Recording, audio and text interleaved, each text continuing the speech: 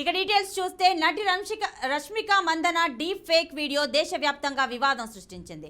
Artificial intelligence deep fake technology దుర్వినియోగం చేయడం పట్ల దేశవ్యాప్తంగా పలువురు ప్రముఖులు ఆందోళన వ్యక్తం చేశారు. దీనిపై కఠిన చట్టాలు తీసుకురావాలని కేంద్రాన్ని కోరారు.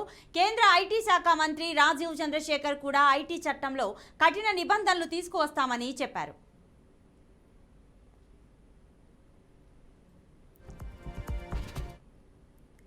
ఇదిలా ఉంటే రష్మిక మందన వీడియో వైరల్ కావడంతో ఢిల్లీ పోలీసులు దీనిపై కేసు నమోదు చేసి దర్యాప్తు చేశారు. తాజాగా ఈ వీడియోను సృష్టించిన వ్యక్తిని అరెస్ట్ చేశారు. శనివారం ప్రధాన నిందితుడిని ఆంధ్రప్రదేశ్లో పట్టుకున్నారు.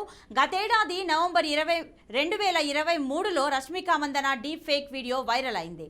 బ్లాక్ డ్రెస్లో ఉన్న బ్రిటిష్ ఇండియన్ ఇన్ఫ్లుయెన్సర్ జరా పటేల్ వీడియోకి రష్మిక ముఖంతో మార్ఫింగ్ చేశారు.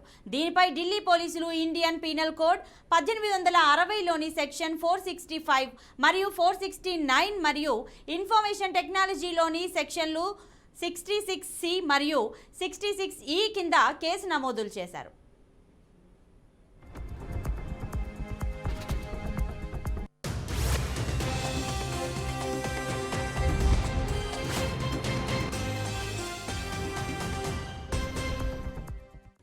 ఇక ఈ ఘటన తర్వాత కత్రినా కైఫ్, కాజోల్ వంటి వారి డీప్ ఫేక్ వీడియోలు కూడా వైరల్ అయ్యాయి.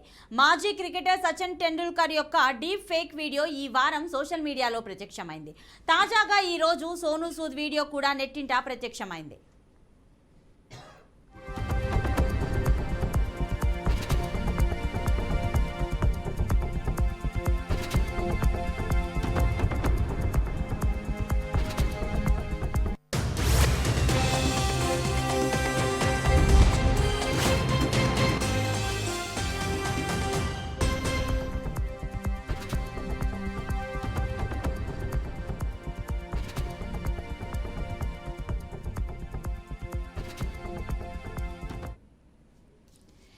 ఇక ఈ డీప్ ఫేక్ వీడియోలకు సంబంధించి పూర్తి డీటెయిల్స్ మా క్రైమ్ బ్యూరో చీఫ్ సత్యనారాయణ అందిస్తారు.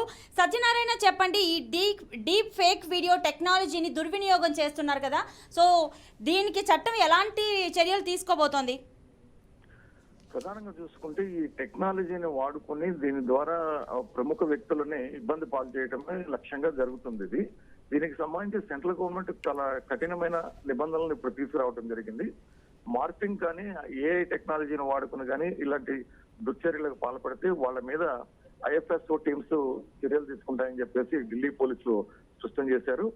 ఈ రష్మిక మీద జరిగిన ఇన్సిడెంట్ కి సంబంధించి ఇప్పటికీ నలుగురిని ఐడెంటిఫై చేయడం జరిగింది. దాంట్లో మెయిన్ అక్యూజ్డ్ ఫరార్లో ఉన్నాడని తెలుస్తుంది.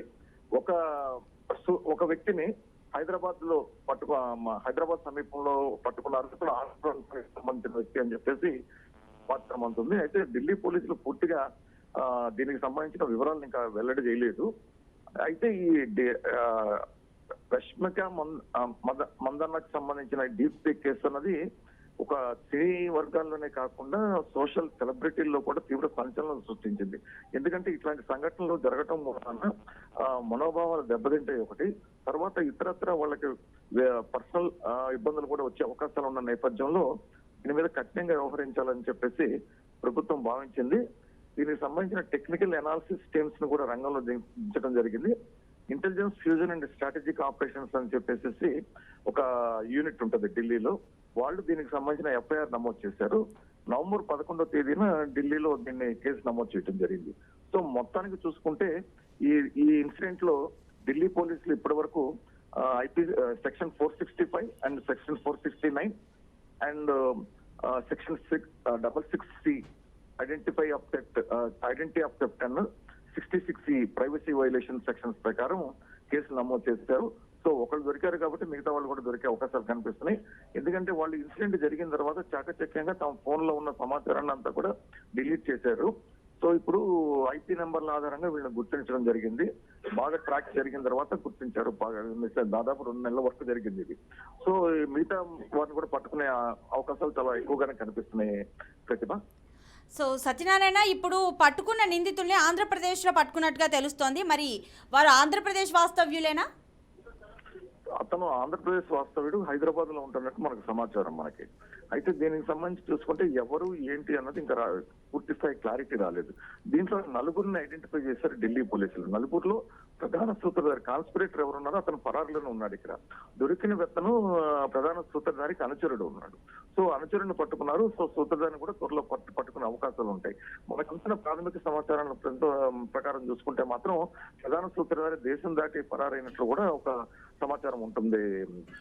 Right Satyanarayana, thanks for the details.